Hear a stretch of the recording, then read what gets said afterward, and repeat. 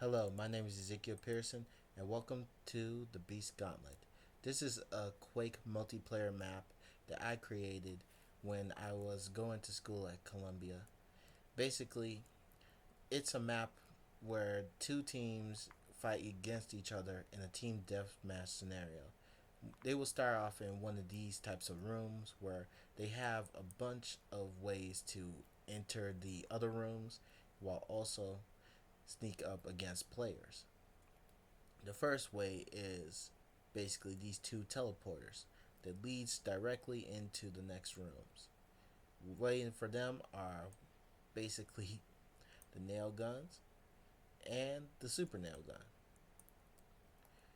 Right here is another one of the respawn points where the player respawns right here. They could turn around and start noticing the weapon that is right behind them, but by putting them right here, they don't really notice it. Given the idea that they would keep on having to search for any players that show up in front of them. Some players might show up like right there or over there, but mainly I also put these here for more blockage so they won't be like having so they have ways to avoid other enemies. While here is basically one of the entrances that you will see in the game. Basically, there's ways to sneak up against other players by going into this waterway. The lighting was there was no lighting on purpose, so it can give off the idea that you are trying to be sneaky and also try to hide from like your enemies.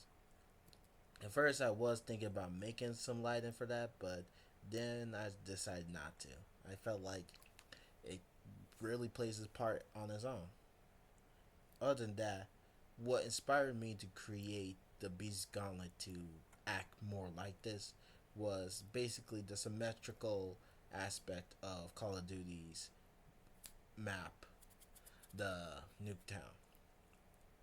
Basically, when I was playing that map all the time, that was where me and my cousin usually always pick first. We never pick like the other maps. We always go to Nuketown so we could just go off into the different buildings and start attacking each other.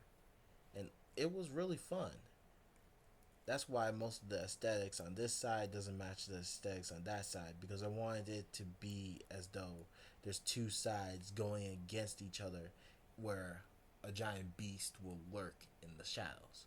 I was also thinking of the idea of adding some monsters into this multiplayer map, but then I thought it would defeat the purpose since you're already going against so many players.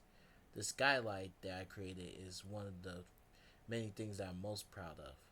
Because of the skylight, I created this to be more of a great aesthetic build to it, as you can tell by how many different textures that I put to it. But not only that, inside this game, well, inside this map, has a bunch of different hidden items that are surrounded by a bunch of by the many types of floating platforms that leads you directly to the next item. Some I wanted the more powerful items to be harder to get to, while the weaker items are just more easily to get. And sorry about that. One of the things I did forget to do is take off the damage when the platform touch lands on the player. But either way, all in all, the most things that would change about this map are just some of the features that some of the platforms that were made longer, and like some of the damages like basically stay in the water too long. I don't think it it didn't really give me that type of damage that I was thinking of. I think it was because the platform fell on top of me. That's why. But either way, I felt like those were just some small things I would fix in the map, but also I would try to implement more barricades and more types of traps that could be surrounded like lava floors and stuff. I had that idea in the original design, but then I just figured that it would be too much in this type of map setting. But all in all, I really enjoyed creating this map. It was one of my first 3D maps that I ever created, and I really liked how it all turned out.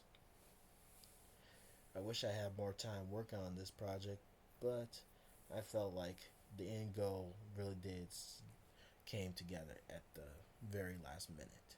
Thank you, and have a good day.